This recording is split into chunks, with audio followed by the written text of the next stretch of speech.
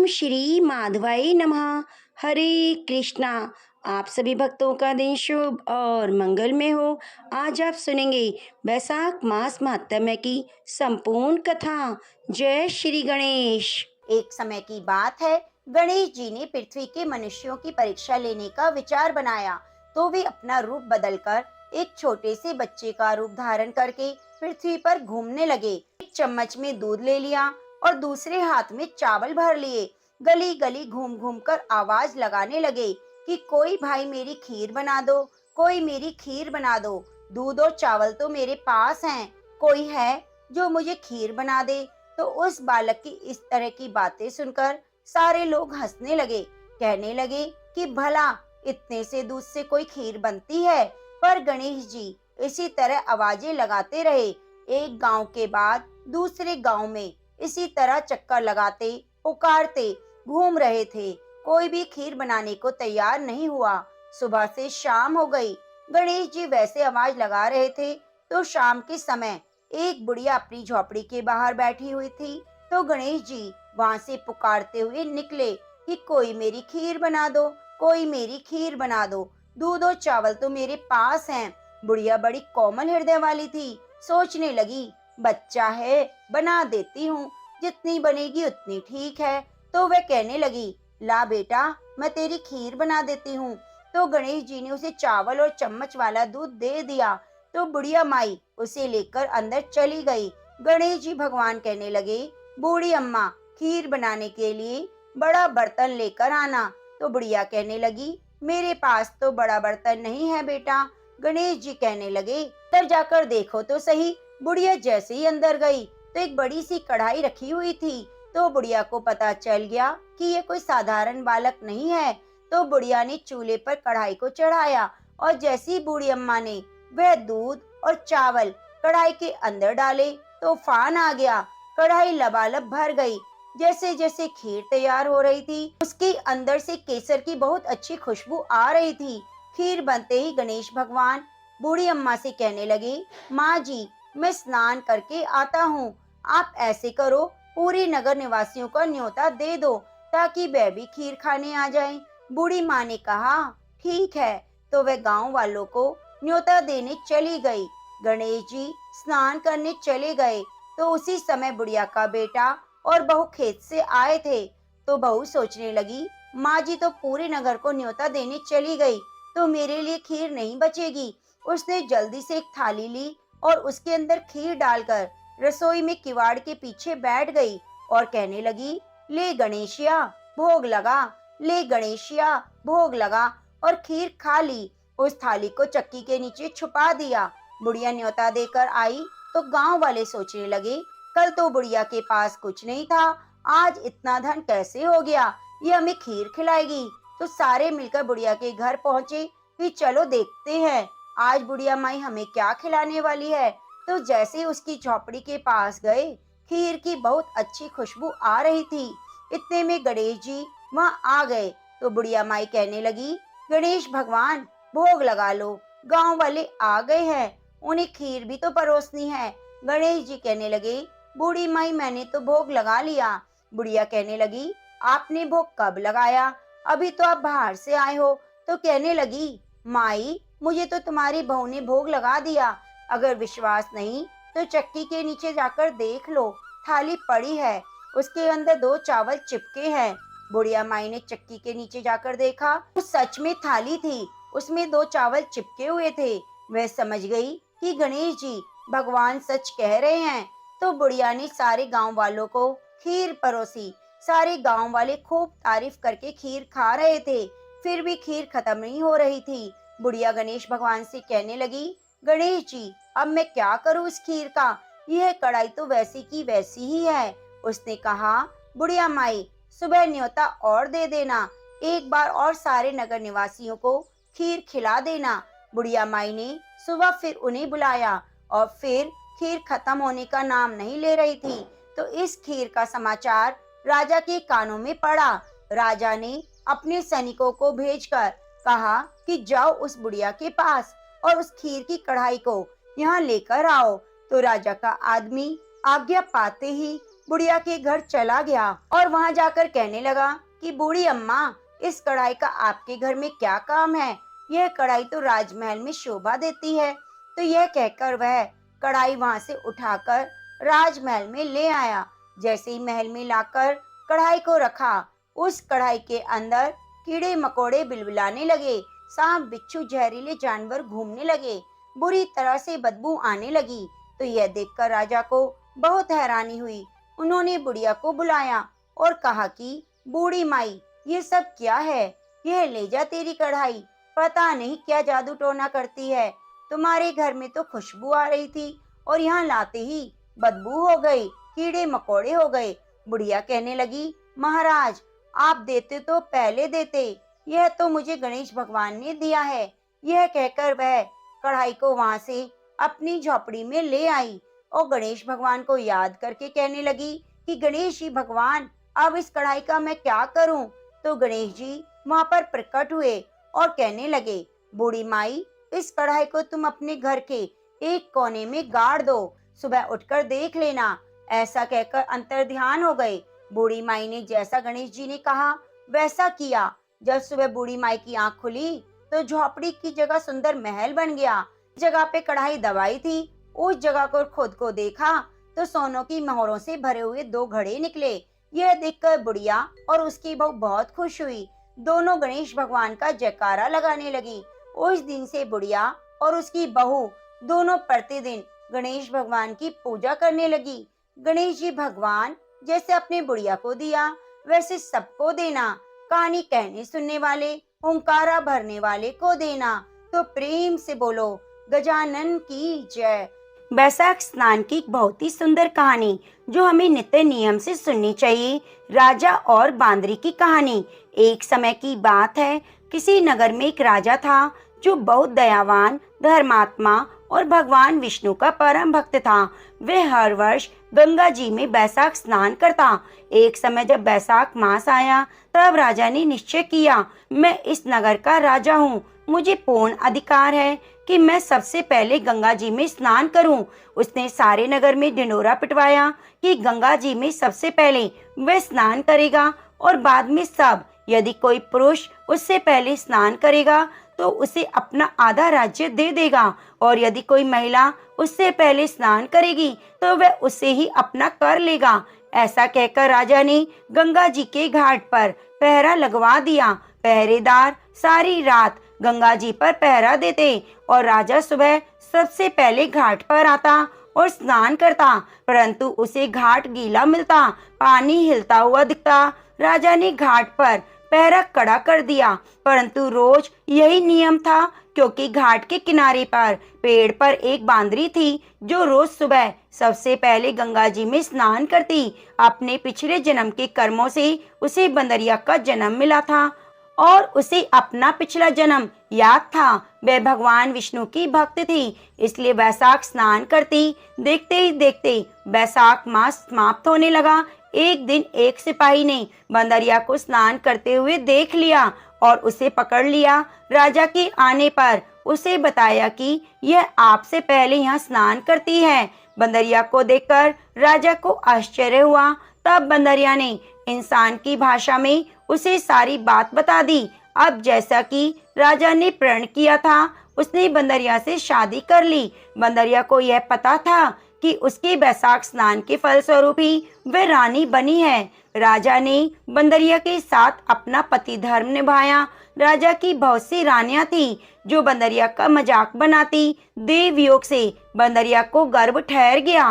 धीरे धीरे 9 महीने का समय बीता। बच्चा होने का समय नजदीक आ गया। एक समय बंदरिया ने राजा से पूछा, जब बच्चा होने को होगा तो मैं आपको कैसे बताऊंगी? राजा ने बंदरिया के कमरे में एक घंटी लगवा दी और बोला, जब दर्द हो तो तुम ये घंटी बजा देना, मैं आ जाऊंगा। बाकी रानियों ने घंटी देखी तो पूछने लगी, यह घंटी क्यों लगाई है? तो बंदरिया ने सारी बात उन्हें बता दी। रानी हंसने लगी और बोली, जरा बजाकर तो देखो राजा जी आते हैं या नहीं। बंदरिया ने घंटी बजा दी। राजा दौड़ा दौड़ा वहां आया और पूछने लगा, क्या हुआ, दर्द हो रहा है? बंदरिया बोली, मैं तो देख रही थी आप आते हैं या नहीं। यह सुनकर राजा को गुस्सा आया। उसने गुस्से में घंटी उतरवा दी। एक दिन बंदरिया को दर्द होने लगा तो रानियां बोली, तू आंखों पर पट्टी बांधकर लेट जा, इससे तुझे दर्द नहीं होगा। बैसाख मास के पुण्य प्रभाव से बंदरिया ने एक बहुत सुंदर पुत्र को जन्म दिया। देखते ही सभी रानियां चिढ़ गईं, क्योंकि उनके कोई संतान नहीं थी। वह सोचने लगी, अब ये राजकुमार बनेगा और बंदरिया राजमाता बन जाएगी। सभी रानियों ने एक योजना बनाई। बड़ी रानी बच्चे को कपड़े में बांधकर बाहर ले गई और दासी को बच्चे को देकर बोली, इसे नदी में बहा देना। ऐसा कहकर रानियों ने बंदरिया के पास एक पत्थर रख दिया। जब राजा आया और पूछने लगा, क्या हुआ, तब रानियां बोली, इस बंदरिया ने पत्थर जना है। पत्थर देखकर राजा ने सोचा, जब बाकी रानियों को ही बच्चा नहीं हुआ तो इस बंदरिया को कैसे होगा। उधर जब दासियां बच्चे को नदी में बहाने लगी तो उनसे ऐसा ना हो सका। दासी ने देखा कि नदी के किनारे एक कुम्हार मिट्टी के बर्तन बना रहा है। दासी ने मिट्टी के बर्तन में बच्चे को रख दिया और वहां से चली गई। कुम्हार ने जब बच्चे के रोने की आवाज सुनी तो बच्चे को देखकर बहुत ही खुश हुआ, क्योंकि उसके कोई संतान नहीं थी। अब कुम्हार और कुम्हारिन उस बच्चे को बड़े प्यार से लालन पालन करने लगे। वे जानते थे कि यह बच्चा किसी उच्च परिवार का है, क्योंकि वह एक रेशमी कपड़े में लिपटा हुआ था। देखते ही देखते वह लड़का बड़ा होने लगा। एक दिन वह कुएं के पास खेल रहा था। संयोगवश वही दासियां कुएं के पास आई और अपनी सहेली से बात करने लगी। बातों ही बातों में उन्होंने बंदरिया के बेटा होने की सारी बात बता दी और यह भी कहा कि उसने बच्चा एक कुम्हार के बर्तन में रख दिया था। लड़के ने सारी बात सुन ली और जाकर कुम्हार को बता दी। यह सुनकर कुम्हार बोला, इसका मतलब तुम राजा के पुत्र हो, बंदरिया तुम्हारी माता है। परंतु यदि हम यह बात राजा को कहेंगे तो रानी यह हमें झूठा साबित कर देंगी। तब बालक बोला, आप मेरे लिए मिट्टी के हाथी घोड़े बना दो। बालक अपने मिट्टी के हाथी घोड़े लेकर कुएं के किनारे बैठ गया। जब दासियां पानी भरने आईं तब वह बालक बोला, मेरे हाथी घोड़ों को भी पानी पिला दो। दासियां बोली, मूर्ख, मिट्टी के हाथी घोड़े भी कभी पानी पीते हैं। तो वह लड़का बोला, यदि राजा यह मान सकता है कि बंदरिया के बच्चे की जगह पत्थर पैदा हुआ है तो मिट्टी के हाथी घोड़े भी पानी पी सकते हैं। दासियों ने यह बात जाकर राजा को बता दी। यह सुनकर राजा को बहुत आश्चर्य हुआ। उसने बंदरिया से पूछा तो वह बोली, मुझे कुछ नहीं पता, मेरी आंखों पर तो पट्टी बंधी थी। राजा ने रानियों से पूछा तो रानियां बोली, हमने पत्थर पैदा होते देखा। राजा को रानियों की बात पर विश्वास हो गया। राजा ने कुम्हार और उसके बेटे को देश निकाला दे दिया। अब वह जंगल में अपनी झोपड़ी बनाकर रहने लगे। एक दिन योजना बनाकर वह लड़का मिट्टी के घड़े में पानी भरकर और पेड़ के नीचे आकर आग जलाकर पीपल के पेड़ पर चढ़कर बैठ गया। कुछ ही देर में जंगल में नगर की कुछ लड़कियां आई, लकड़ी काटने लगी। थकान से उन्हें प्यास लगने लगी। उन्होंने पेड़ पर बैठे उस लड़के को देखा तो उससे पानी मांगने लगी। तो वह बोला, पानी के बदले में तुम्हें मेरा एक काम करना होगा। मेरा गमछा पकड़कर तुम्हें मेरे पीछे पीछे चलना होगा। प्यास से व्याकुल होकर लड़कियों ने हाँ कर दी। गमछा पकड़कर उसके पीछे पीछे चलने लगी। लड़के ने पीपल की और अग्नि के चक्कर लगाना शुरू कर दिया। फिर उन्हें पानी पिला दिया। पानी पीकर सभी लड़कियां अपने अपने घर चली गईं। घर जाकर उन्होंने सारी बातें अपने माता पिता को बताईं। सभी लोग इकट्ठे होकर राजमहल में पहुंचे। वहां राज पुरोहित को सारी बात बताई गई तो वह पूछने लगे, पीपल के साथ क्या वह अग्नि भी थी? तो लड़कियां बोली, हाँ, वह अग्नि भी थी। राज पुरोहित बोले, इन सभी लड़कियों का विवाह उस लड़की से हो गया है। अब राजा सभी के साथ उस लड़के से मिलने जंगल पहुंचा और बोला, तुमने इन सभी से विवाह किया है? लड़का बोला, हाँ, मैंने इन सभी से विवाह किया है। राजा बोला, अब तुम्हें इन सभी को अपने साथ रखना होगा। लड़का बोला, मैं तो जंगल में यहाँ वहाँ घूमता हूँ, मेरे पास घर नहीं, कहाँ रखूंगा? तब राजा ने लड़के से कहा, तुम मेरे साथ चलो, मैं तुम्हारे लिए घर बनवाऊंगा जहाँ तुम इनके साथ रह सकते हो। देखते ही देखते ही उसका घर तैयार हो गया और सभी पत्नियों को एक पुत्र रतन की प्राप्ति हुई। अब लड़के ने राजा को रानियों के साथ भोजन पर आमंत्रित किया। राजा सभी रानियों के साथ घर गया, परंतु बंदरिया को नहीं ले गया। तब लड़के ने पूछा, आप अपनी छोटी रानी को क्यों नहीं लाए? राजा बोला, उसे समझ नहीं, वे बाहर आती जाती नहीं। लड़के की आग्रह करने पर बंदरिया को बुलवाया गया। बंदरिया के आते ही उस लड़के ने उनके पैर छुए और पूजा में बिठाया। अपनी सभी पत्नियों से कहा, रानी माँ का आदर करते हुए एक एक कर बच्चे को इनकी गोद में दे दो और आशीर्वाद लो। ये सब देखकर बाकी रानियां चिढ़ गईं और राजा से बोली, हमें यहाँ बुलाकर हमारा अपमान हुआ है, हम यहाँ नहीं रुकेंगे। ऐसा कहकर सभी रानियां वहां से जाने लगी। तभी लड़का बोला, यह मुझे जन्म देने वाली मेरी माँ है। राजा बोला, यह तुम क्या कह रहे हो? तब लड़के ने रानियों की योजना सारी बात बता दी और दासी से गवाही दिलवाई। यह सुनकर राजा को बहुत क्रोध आया और उसने अपनी सभी रानियों का त्याग कर दिया।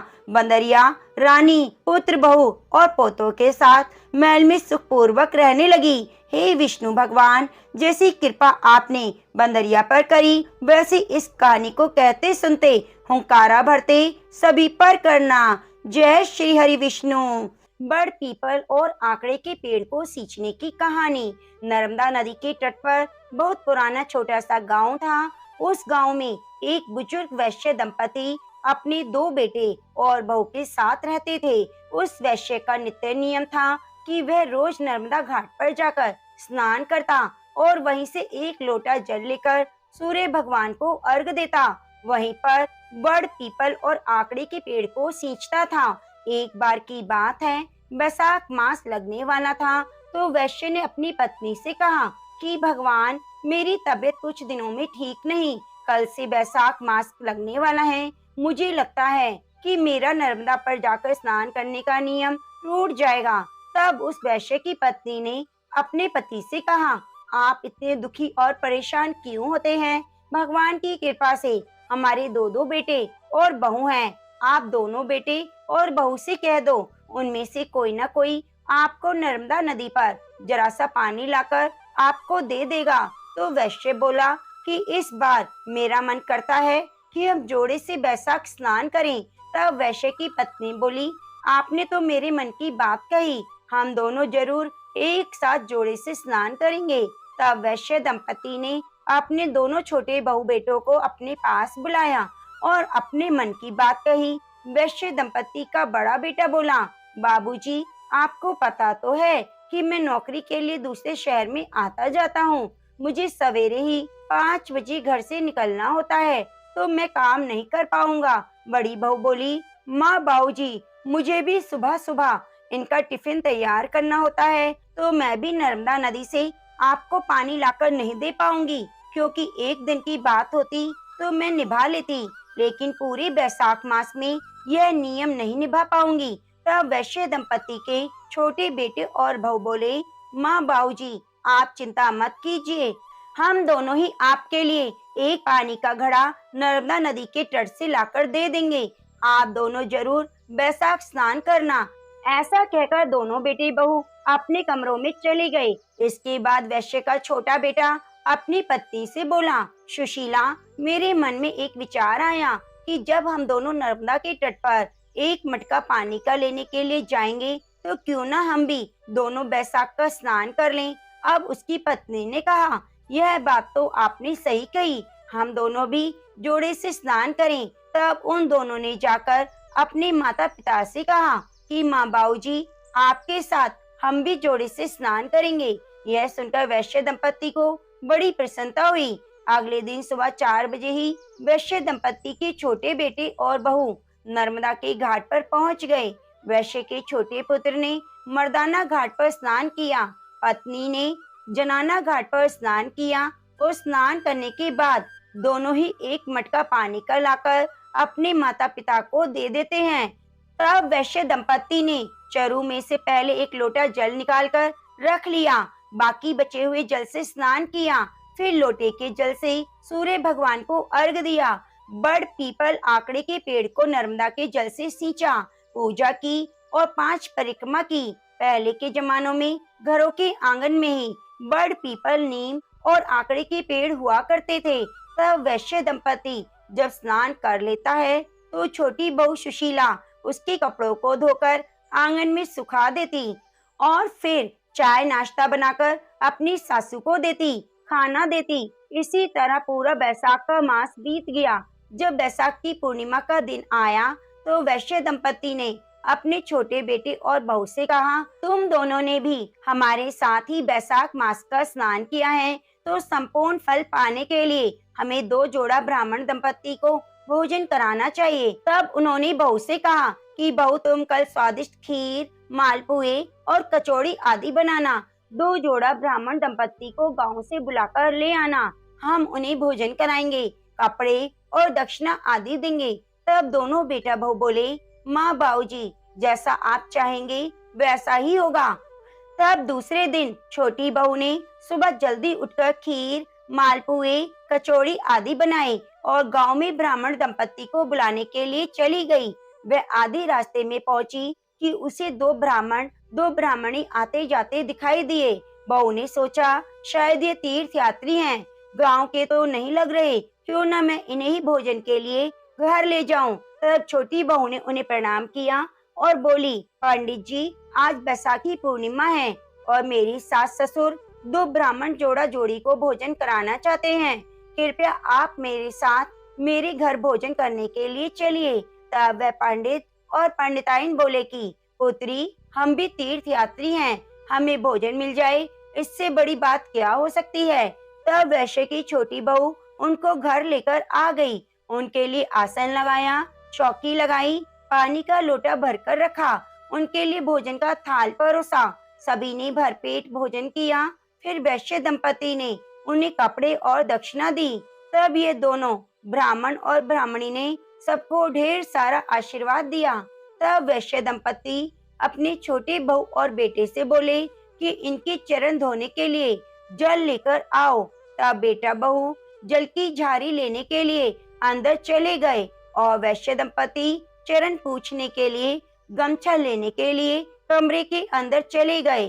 पीछे से ब्राह्मण दंपति, जो कि भगवान राम, माता सीता, विष्णु जी और माता लक्ष्मी जी थे, ब्राह्मण और ब्राह्मणी के वेश धर के वैश्य दंपति और उसके बेटे बहू को बैसाख स्नान, बड़ पीपल और आकड़े के पेड़ को सींचने का पुण्य फल देने आए थे, उन्हीं की परीक्षा लेने आए थे।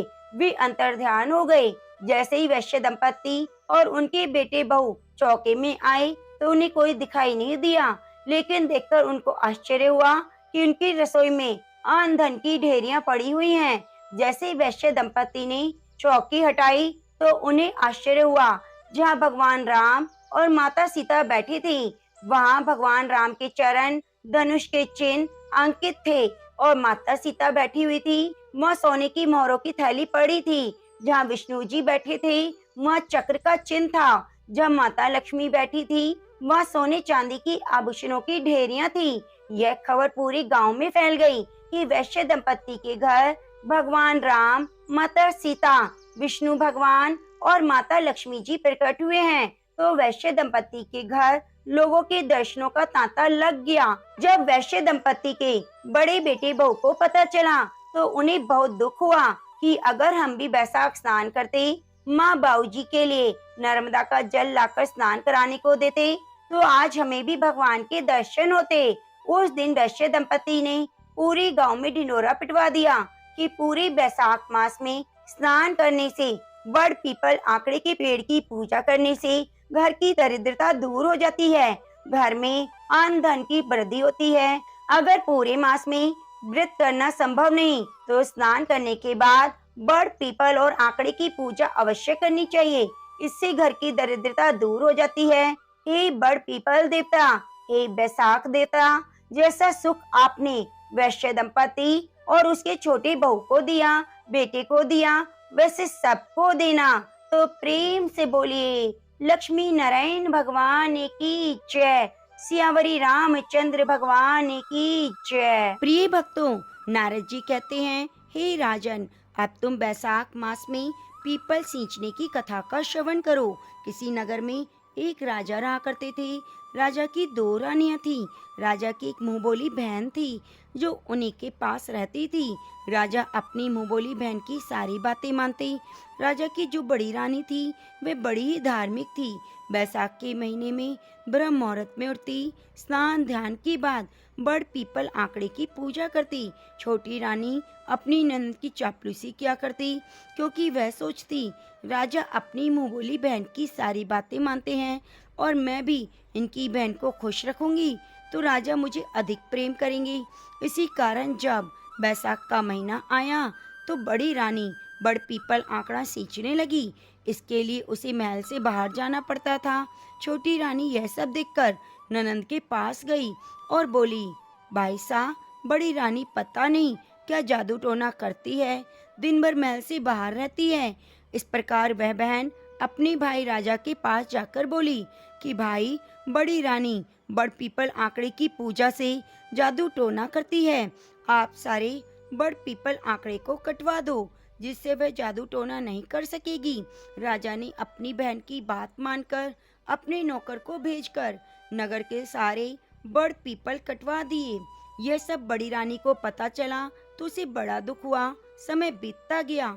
जब दोबारा बैसाख का महीना आया तो बड़ी रानी बैसाख रविवार का व्रत करने लगी। उसने चूरमे के लड्डू बनाए।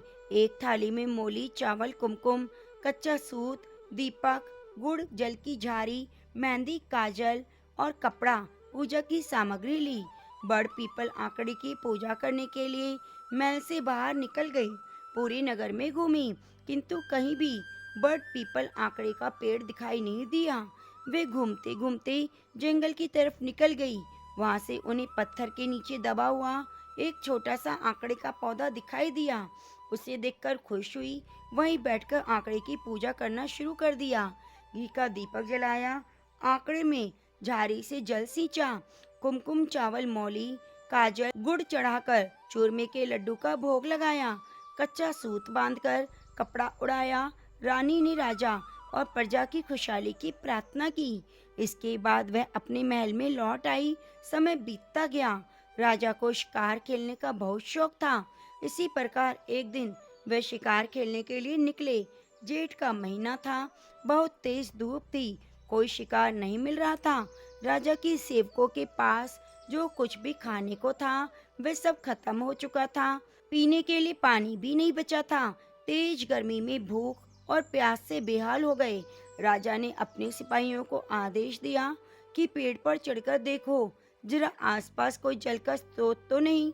सिपाही ने पेड़ पर चढ़कर देखा तो कुछ दूरी पर उसे पक्षी उड़ते दिखाई दिए। कुछ जानवर आसपास घूम रहे थे। फिर सिपाहियों ने राजा से कहा, हे महाराज, कुछ ही दूरी पर पशु पक्षी उड़ते दिखाई दे रहे हैं, वहाँ हमें पानी मिल सकता है। राजा अपने सिपाहियों के साथ उस स्थान पर पहुंचे। घने जंगल में आंकड़े का पेड़ और तालाब था। रानी ने जिस आंकड़े में जल सींचा, भगवान विष्णु की कृपा से वही आंकड़ा घना हो गया था और जल का तालाब बन गया था। राजा और उसके सिपाहियों ने शीतल जल पीकर अपनी प्यास बुझाई और घोड़े को भी पानी पिलाया। फिर राजा ने देखा वह आंकड़े के पेड़ के पास चूरमे के लड्डू हैं। उनको भूख लगी थी, इसलिए उन्होंने वे लड्डू खाए और अपनी भूख शांत की, परंतु चूरमा खत्म ही नहीं हुआ। उनको बड़ा आश्चर्य हुआ। सबने कहा, किसी की श्रद्धा भक्ति की पुण्य प्रताप से हमें यहाँ भोजन और पानी मिला है। फिर थोड़ी देर बाद आराम करके वे सभी महल में लौट आए। राजा ने अपनी दोनों रानियों से पूछा, तुम दोनों में से किसने आंकड़े की पूजा की? छोटी रानी ने मना कर दिया। फिर बड़ी रानी ने कहा, मैं बैसाख के महीने में बड़ पीपल आंकड़े की पूजा करती, परंतु इस बार आपने बड़ पीपल आंकड़े कटवा दिए। मुझे जंगल में छोटा सा आंकड़ा दिखाई दिया तो मैंने पूजा वहीं जाकर की। अब राजा को सद्बुद्धि आ गई। पूरे नगर में ढिंढोरा पिटवा दिया कि बैसाख के महीने में सभी श्रद्धालु अपनी श्रद्धा अनुसार बड़ पीपल आंकड़े में जल सींचे, पूजा करें, उनके सभी दुख दूर हो जाएंगे, सुख सौभाग्य ऐश्वर्य की प्राप्ति होगी। तो प्रेम से बोलिए विष्णु भगवान की जय। अब आइए सुनते हैं शालिग्राम भगवान की कथा। प्रेम से बोलिए शालिग्राम भगवान की जय, तुलसी माता की जय। एक समय की बात है, सदना नाम का एक व्यक्ति रहता था। वह बहुत ही सज्जन और ईमानदार था। वह पूरे श्रद्धा भाव से हर समय भगवान विष्णु का स्मरण करता रहता था। पर वह एक कसाई था, मांस बेचने का काम किया करता। मांस काटते समय भी भगवान का नाम लेता रहता। एक दिन सदना कहीं पर जा रहा था तो अचानक से पैर एक पत्थर से टकरा गया। उसने उस पत्थर को उठाया और देखा, पत्थर काले रंग का बहुत ही सुंदर था। तो उसने अपनी जेब में रख लिया और सोचने लगा कि यह तो मांस तोलने के काम आएगा। तो सदना वह पत्थर उठाकर अपनी दुकान पर ले आया और मांस तोलने लगा। सदना जितना वजन तोलता था, पत्थर उतना ही बड़ा हो जाता था। 1 किलो बोलो तो 1 किलो, 2 किलो बोलो तो 2 किलो, जितना तोलना होता वह पत्थर उतना ही बड़ा हो जाता। यह बात धीरे धीरे सबको पता चलने लगी। तो एक दिन एक पंडित जी को जब इस बात का पता चला तो वह पंडित जी सुनकर बहुत हैरान हुए और सोचने लगे कि उस पत्थर को तो देखकर आना होगा। तो कसाई की दुकान से दूर खड़े होकर देखने लगे। जब सदना की दुकान से भीड़ हट गई तो वह दुकान के अंदर आए। ब्राह्मण को अपनी दुकान में आया देखकर सदना कसाई बहुत खुश हुआ और हैरान भी हुआ। बड़ी नम्रता से सदना ने ब्राह्मण को बैठने के लिए स्थान दिया और पूछने लगा, हे ब्राह्मण देवता, मैं आपकी क्या सेवा करूं? तो ब्राह्मण कहने लगा कि मैं तुम्हारे इस चमत्कारी पत्थर को देखने के लिए तुम्हारी दुकान तक आया हूं। और फिर पत्थर को देखने के बाद बातों बातों में सदना कसाई को बताया कि जिसे तुम पत्थर समझकर मांस तोल रहे हो वे वास्तव में शालिग्राम भगवान हैं, जो कि भगवान विष्णु का स्वरूप हैं। शालिग्राम जी को इस तरह गले कटे मांस के बीच में रखना पाप होता है। तो सदना बड़ी ही सरल प्रकृति का भक्त था। ब्राह्मण की बात सुनकर उसे लगा कि अनजाने में मैं तो बहुत बड़ा पाप कर रहा हूँ। तो विनय करके सदना ने शालिग्राम भगवान को ब्राह्मण को दे दिया और कहा कि हे ब्राह्मण देवता, आप इसे ले जाइए और ले जाकर पवित्र कीजिए। मेरे योग्य कुछ सेवा हो तो मुझे अवश्य बताइएगा। तो ब्राह्मण शालिग्राम भगवान को लेकर अपने घर आ गए। घर लाकर उन्होंने शालिग्राम जी को स्नान कराया, पंचामृत से अभिषेक कराया और पूजा अर्चना शुरू कर दी। कुछ ही दिन बीते थे, उस ब्राह्मण के सपने में शालिग्राम जी आए और कहने लगे कि मैं ब्राह्मण तुम्हारी सेवाओं से प्रसन्न हूँ, किंतु तुम मुझे उसी कसाई के पास छोड़ आओ। तो ब्राह्मण कहने लगा, भगवान, क्या मुझसे कोई गलती हो गई जो तुम मेरे पास नहीं रहना चाहते?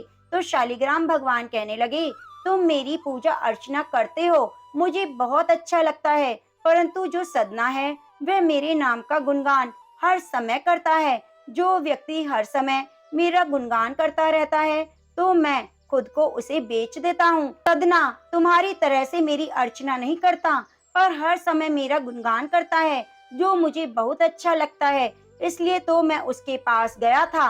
तो ब्राह्मण सुबह हुई होते ही सदना कसाई के पास गया और प्रणाम करके सारी बात बताई। श्री शालिग्राम जी को उसे सौंप दिया। ब्राह्मण की बात सुनकर सदना कसाई की आंखों में आंसू आ गए और मन ही मन कहने लगे कि आज के बाद मैं मांस खरीदने बेचने का काम नहीं करूंगा। निश्चय किया कि मेरे ठाकुर जी को कीर्तन इतना पसंद है तो मैं अधिक से अधिक समय कीर्तन में ही समय बिताऊंगा। उसके बाद सदना कसाई मांस बेचने का काम छोड़कर ठाकुर जी के भजन कीर्तन और उनकी सेवा में लीन हो गया।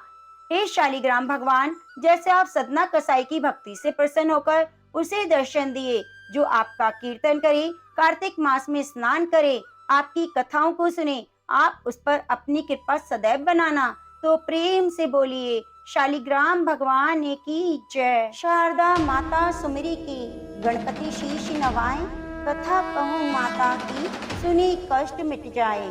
प्रिय भक्तजनों, आज शुक्रवार के दिन आप सुनेंगे धन देने वाली वैभव लक्ष्मी माता की कथा, सुख देने वाली संतोषी माता की कथा और अन्न धन के भंडारे भरने वाली अन्नपूर्णा माता की बड़ी ही दुर्लभ कथाएं। इन माताओं की कथाओं का श्रवण करने वाले भक्तों के जीवन में माता रानी की अपार कृपा प्राप्त होती है।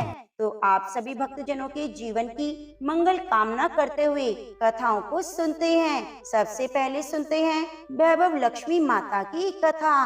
प्रेम से बोलिए वैभव लक्ष्मी माता की जय। एक समय की बात है, शीला नाम की महिला अपने पति के साथ रहती थी। शीला बहुत ही धार्मिक थी और भगवान पर उसकी अटूट आस्था थी।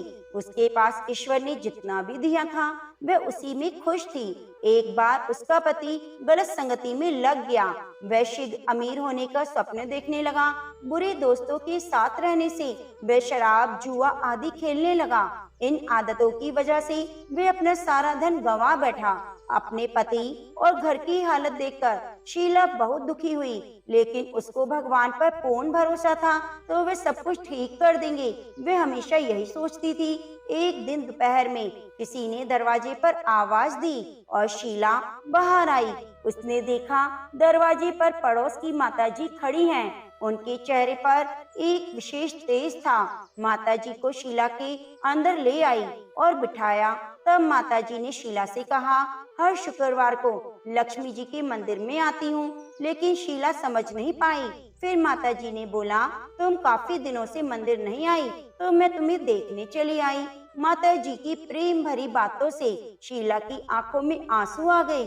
फिर शीला ने अपनी सारी व्यथा सुनाई। तब माताजी ने शीला को बताया कि माता लक्ष्मी धन की देवी हैं, तो उनका व्रत विधि पूर्वक कर तेरी सभी समस्याएं खत्म हो जाएंगी। शीला ने पूछा, व्रत की विधि क्या है? तब माताजी ने बोला, माता लक्ष्मी का व्रत की विधि बहुत ही सरल है। इस व्रत को वैभव लक्ष्मी व्रत कहा जाता है। इस व्रत को करने से सभी मनोकामनाएं पूरी होती हैं।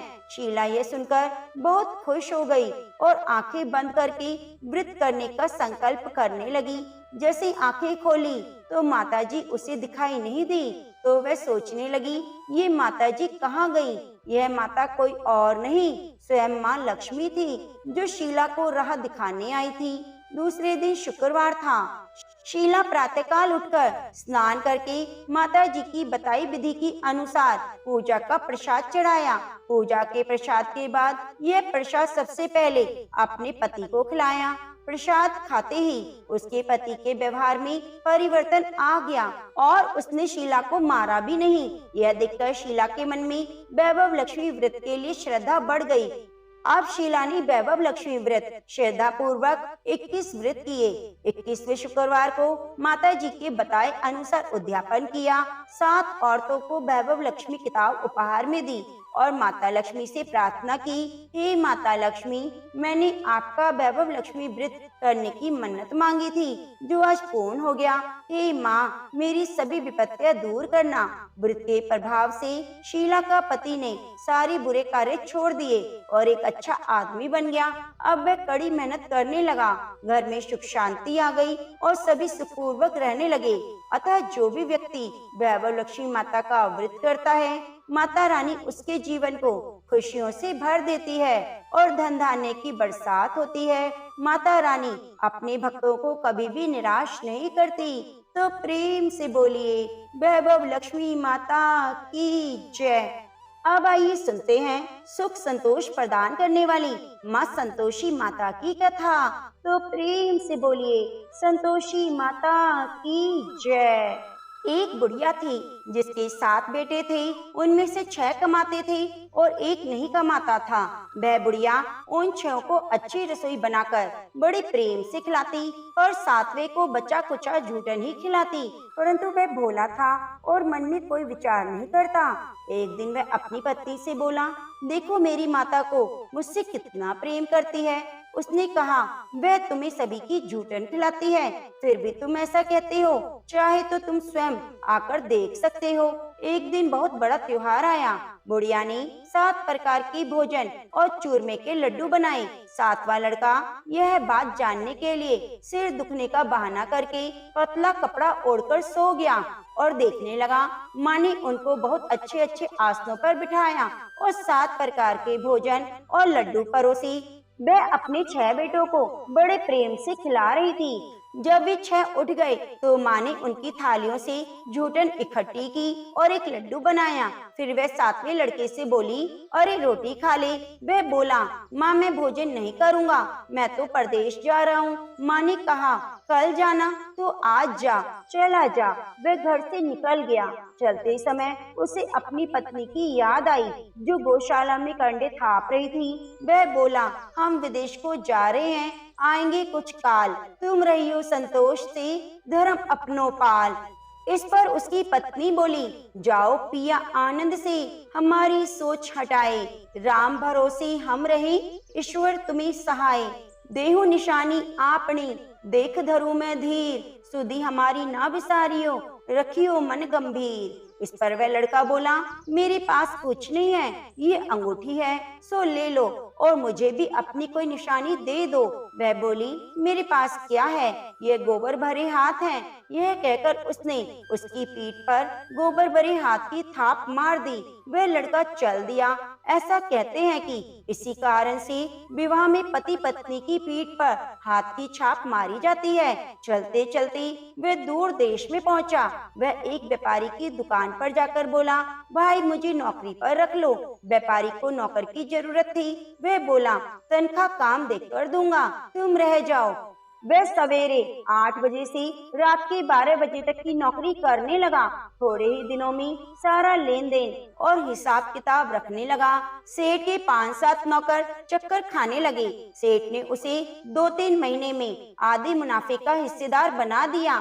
12 वर्ष में वह नामी सेठ बन गया और उसका मालिक उसके भरोसे काम छोड़कर कहीं बाहर चला गया। उधर उसकी औरत को सास और जिठानियां बहुत दुख देने लगी। वह उसे लकड़ी जंगल में लेने के लिए भेजती, भूसे की रोटी देती, फूटे नारियल में पानी देती। वह बड़े कष्ट से जीवन बिता रही थी। एक दिन जब वह लकड़ी लेने जा रही थी तो रास्ते में उसने कई औरतों को व्रत करते देखा। वह पूछने लगी, बहनों ये किसका व्रत है, कैसे करते हैं, इसका क्या फल मिलता है? तो एक स्त्री बोली, ये संतोषी माता का व्रत है, इसके करने से मनवांछित फल मिलता है। गरीबी, मन की चिंताएं, राज के मुकदमे, कलह, रोग नष्ट हो जाते हैं और संतान सुख, धन, प्रसन्नता, शांति, मन पसंद वर मिले और बाहर गए हुए पति के दर्शन होते हैं। उसने उस व्रत करने की विधि पूछी। उसने रास्ते में सारी लकड़ियां बेच दी, गुड़ और चना ले लिया। उसने व्रत करने की तैयारी की। उसके सामने एक मंदिर देखा तो पूछने लगी, ये मंदिर किसका है? वे कहने लगे, ये संतोषी माता का मंदिर है। वह मंदिर में गई और माता के चरणों में लेट गई। वह दुखी होकर विनती करने लगी, माँ मैं अज्ञानी हूँ, मैं बहुत दुखी हूँ, मैं तुम्हारी शरण में हूँ माँ, मेरा दुख दूर करो। माता को दया आ गई। एक शुक्रवार को उसके पति का पत्र आया। अगले शुक्रवार को पति का भेजा हुआ धन मिला। अब तो जेठ जिठानी और सास नाक सिकोड़ने लगी। अब तो इसकी खातिर बढ़ेगी, यह बुलाने पर भी नहीं बोलेगी। वह बोली, पात्र और धन आवे तो सभी को अच्छा है। उसकी आंखों में आंसू आ गए। वह मंदिर गई और माता के चरणों में गिरकर बोली, हे माँ, मैंने तुमसे पैसा कम मांगा था, मुझे तो अपना सुहाग चाहिए। मैं तो अपने स्वामी की दर्शन और सेवा करना मांगती हूँ। तब माता ने प्रसन्न होकर कहा, जा बेटी, तेरा पति आएगा।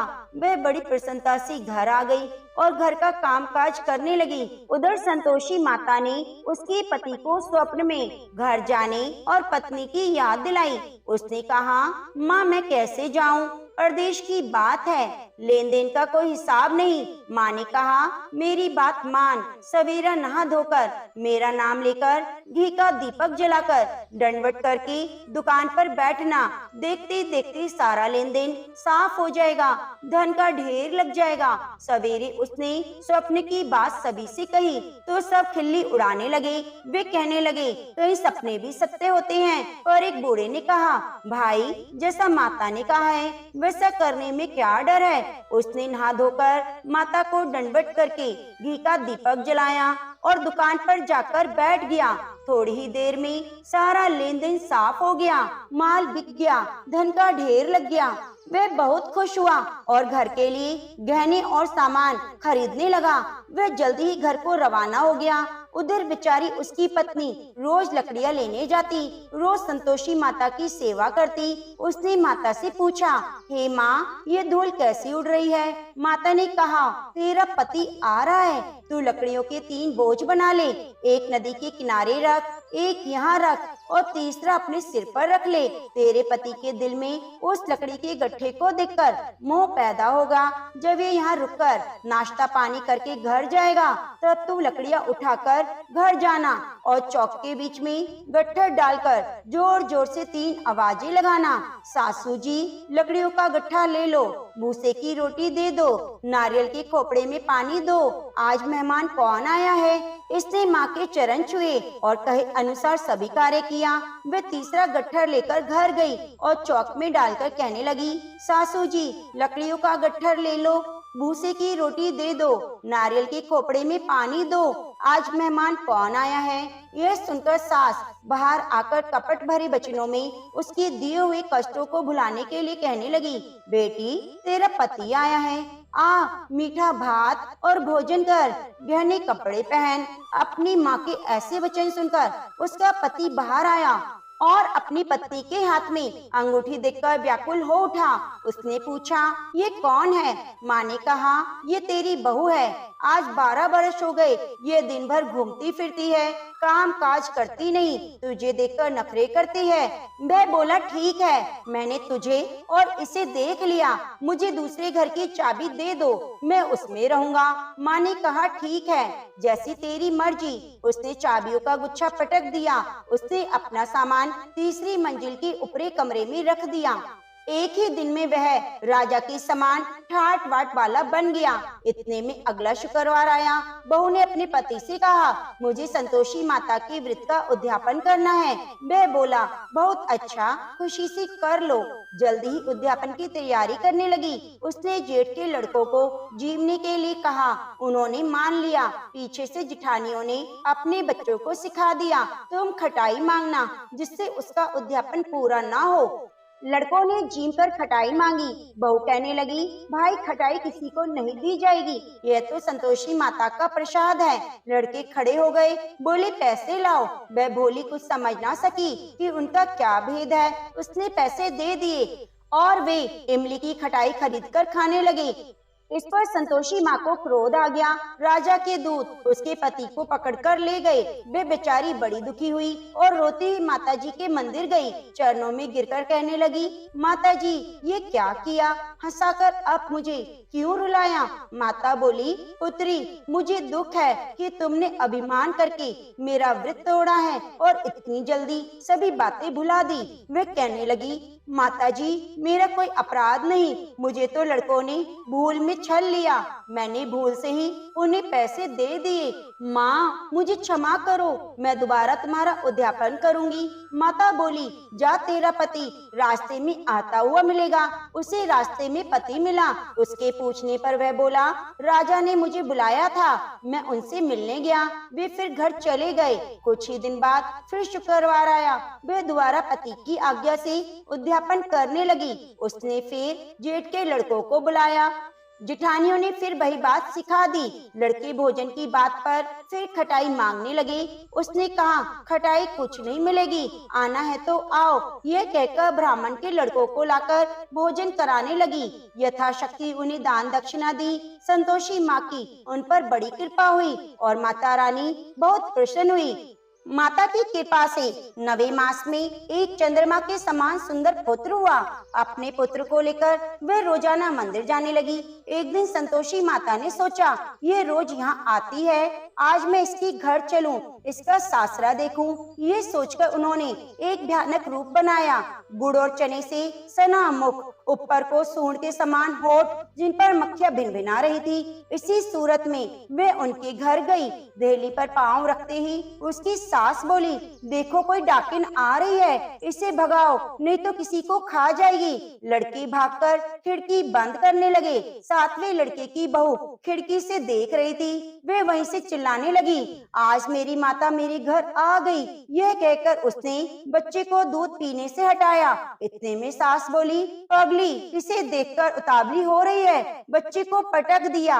इतने में संतोषी माता के प्रताप से वह लड़के ही लड़के नजर आने लगे। बहू बोली, सासू जी, मैं जिनका व्रत करती हूँ यह वो संतोषी माता हैं। यह कहकर उसने सारी खिड़कियां खोल दी। सबने संतोषी माता की चरण पकड़ लिए, विनती करके कहने लगे, हे माता, हम मूर्ख हैं, अज्ञानी हैं, पापी हैं, तुम्हारे व्रत की विधि नहीं जानते। तुम्हारा व्रत भंग करने का हमने बहुत बड़ा अपराध किया है। हे माता, आप हमारा अपराध क्षमा करो। इस पर माता उन पर प्रसन्न हुई, बहू को जैसा फल दिया, हे संतोषी माता, वैसा फल सबको देना, सबकी मनोकामनाओं को पूरी करना, सबके घर में सुख संतोष की समृद्धि करना। तो प्रेम से बोलिए, संतोषी माता की जय।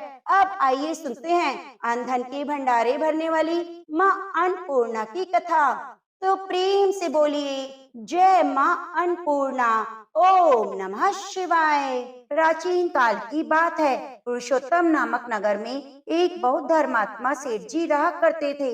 उनकी 5 पुत्र और एक सबसे छोटी पुत्री थी। उसका नाम था गौरी। सेठ जी का भरा पूरा परिवार था। सेठ जी ने अपने सभी 5 पुत्रों का विवाह कर दिया। जब छोटी बेटी गौरी विवाह के योग्य हुई तो उन्होंने उसका विवाह एक दूसरे नगर के अपने ही समान धनी परिवार में कर दिया।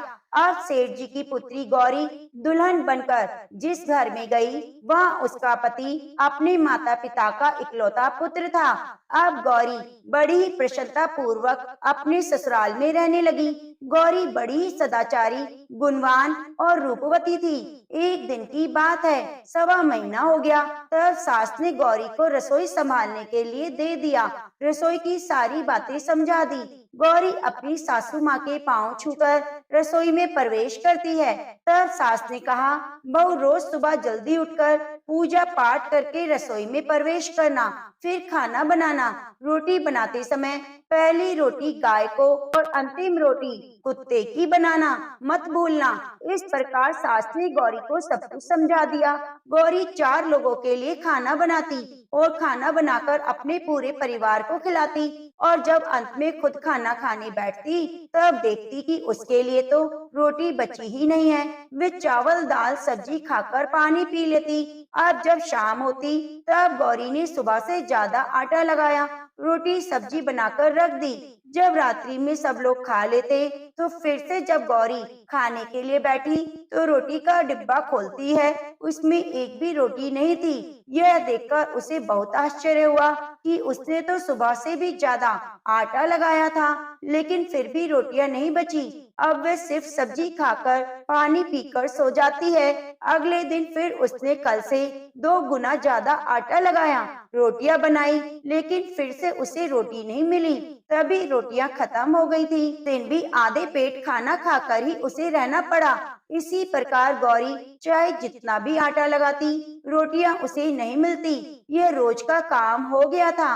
वह सोचने लगी, आखिर कौन नहीं चाहता कि मैं रोटियां नहीं खाऊं, मैं पेट ना भरूं। गौरी इस आस में आटा ज्यादा लगाती, किसी न किसी दिन तो उसे रोटियां मिलेंगी, किंतु ऐसा नहीं होता। ऐसा करते करते बहुत कमजोर दुबली पतली होती चली गई। तो एक दिन की बात है, जब गौरी रसोई में सब्जियां काट रही थी तो गलती से चाकू से उसका हाथ कट जाता है। वे रोटियां नहीं बना पाती। तो उसकी सासू माँ ने कहा, बहू रहने दो, आज मैं रोटियां बना देती हूँ। तो गौरी ने कहा, नहीं सासू माँ, आप आटा लगा दीजिए, मैं रोटियां बना दूंगी। तो उस दिन सासू माँ ने आटा लगाया, फिर बहू को दिया। बहू रोटियां बनाकर रख देती है। घर के सभी सदस्य रात के समय जब खाना खाने लगते हैं, सब लोग जब खाना खा लेते हैं, तब बारी आती है गौरी की। तो वे बहुत दुखी मन से खाना खाने बैठती है और सोचती है, आज तो सासू माँ ने आटा गूंदा है, वह भी बहुत कम, आज तो मेरे लिए रोटियां बची ही नहीं होंगी। यह सोचकर मन ही मन दुखी होती है। किंतु वह रोटी के डिब्बे को खोलती है तो उसने देखा उसमें 4-5 रोटियां हैं। यह देखकर वह बहुत खुश होती है। अब क्या था, ऐसे ही 7 दिनों तक बहू की सासू माँ आटा गूंदने लगी, बहू रोटियां बनाती, बहू को रोज रोटियां मिलने लगी। इन 7 दिन बहू ने पेट भरकर खाना खाया। जब 8वां दिन आया तो बहू का हाथ ठीक हो गया। तब सासू माँ ने कहा, गौरी बेटा, क्या बात है, आज मैं आटा गूंद दूं या फिर तुम आटा लगा लोगी? तब गौरी ने कहा, नहीं माँ जी, मेरा हाथ अब ठीक हो गया है, मैं आटा गूंद दूंगी। उस दिन गौरी ने आटा गूंदा, रोटियां बनाई, सबको प्रेम पूर्वक खिलाया। जब उसके खाने की बारी आई तब उसने देखा रोटी के डिब्बे में तो रोटी है ही नहीं, पूरी रोटियां खत्म हो गई। यह देखकर गौरी को बहुत ही आश्चर्य हुआ। वे सोचती है, जब तक सासू माँ ने आटा लगाया तब तक मुझे रोटियां मिलती थी, लेकिन जब मैं आटा गूंदने लगी तो मुझे रोटियां नहीं मिलती, जबकि सासू माँ मुझसे भी कम आटा गूंदती थी। इसके बाद भी पूरा परिवार उसमें खा लिया करता था। ऐसी क्या बात है? ये सारी बातें सोचकर गौरी बहुत परेशान हो जाती है, दिन भर दुखी रहती है। एक दिन की बात है, गौरी के पति ने गौरी से पूछा, तुम इतनी उदास क्यों रहती हो? इतना सारा धन संपत्ति, सब कुछ तो तुम्हारा है, तुम्हें रोकने टोकने वाला कोई नहीं। तुम अपने मन पसंद से अपना भोजन बनाकर खाया करो। तुम दिन प्रतिदिन इतनी कमजोर क्यों होती जा रही हो? गौरी ने लाज और संकोच से अपने पति को कुछ नहीं बताया। जब उसके पति ने सोचा शायद उसकी पत्नी को अपने माता पिता की याद आ रही होगी, इसलिए अगले दिन गौरी का पति अपने माता पिता से कहता है, पिताजी, मुझे लगता है गौरी को उसके माता पिता की याद आ रही है, मैं उसे मायके में ले जाकर सबसे मिलवा लाता हूँ। अपने बेटे की बात सुनकर गौरी के सास ससुर तैयार हो जाते हैं और उसे जाने की अनुमति दे देते हैं। कहते हैं, बेटा, यदि बहू को अपने माता पिता से मिलकर प्रसन्नता होती है तो अवश्य ही तुम उसे उसके मायके ले जाओ। अब गौरी का पति अपनी पत्नी को लेकर उसके मायके जाता है। दामाद और बेटी को देखकर उनका बहुत आवभगत होता है। तरह तरह के व्यंजन बनाए जाते हैं, खिलाए जाते हैं, बहुत सेवा सत्कार होती है। उसी दिन रात्रि में समय मिलने पर गौरी की माँ ने अपनी बेटी को कोने में ले जाकर पूछा, बेटी, तुम इतनी दुबली पतली कैसे हो गई? तुम तो बहुत कमजोर दिख रही हो, क्या बात है? तुम्हें कोई बात खाई जाती है? क्या तुम्हारे ससुराल वाले तुम्हारी चिंता नहीं करते, तुम्हें दुख देते हैं? तो या कोई ऐसी बात है जिससे तुम्हारी यह दशा हो गई है? अपनी माँ की बात सुनकर गौरी अपनी सारी परेशानी, सारी चिंताएं बता देती है। अपनी बेटी की बात सुनकर गौरी की माँ ने कहा, बेटी, हमें लगता है माता अन्नपूर्णा तुमसे नाराज हो गई है। इस विषय में तो मैं कुछ कर नहीं सकती, क्योंकि तुम्हारे ससुराल में हमारा बोलने का कोई अधिकार नहीं। इसलिए मैं तो कहूँगी, तुम यहाँ से जाने के बाद इस विषय में अपनी सास और ससुर से सब कुछ बातें बता देना, तुम्हारी समस्या का समाधान होगा। बेटी, माँ अन्नपूर्णा जिससे नाराज होती है उसके साथ ऐसा ही होता है। जब अपनी माँ की बातें सुनकर गौरी निश्चय करती है कि वे सारी बातें अपनी सासू माँ से कहेगी। अब जब सुबह का समय होता है, गौरी अपने माता पिता से विदाई लेकर अपने ससुराल आ जाती है और ससुराल आने के बाद वे अपने सास ससुर और पति से सारी बातें कह सुनाती है।